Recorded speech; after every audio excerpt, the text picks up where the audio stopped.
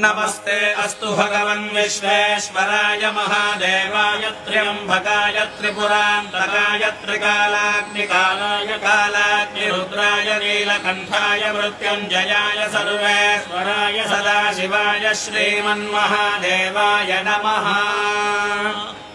नमो हिरण्यवाहवे सेनान्ये दिशाञ्जपतये नमो नमो वृक्षेभ्यो हरिकेशेभ्यः पशूनाम् पतये नमो नमः स्वस्मिञ्जराय त्विषीमते मथीनाम् पतये नमो नमो बभ्रुषाय विव्याधिनेन्द्राणाम् पतये नमो नमो हरिकेशायोपवीतिने पुष्टानाम् पतये नमो नमो भवस्य हेती जगताम् पतये नमो नमो रुद्राय काविने क्षेत्राणाम् पतये नमो नमः सूताय हन्त्याय वनानाम् पतये नमो नमो रोहिताय स्थपतये वृक्षाणाम् पतये नमो नमो मन्त्रिणे वाणिजाय कक्षाणाम् पतये नमो नमो भुवन्तये वारिवस्कृताय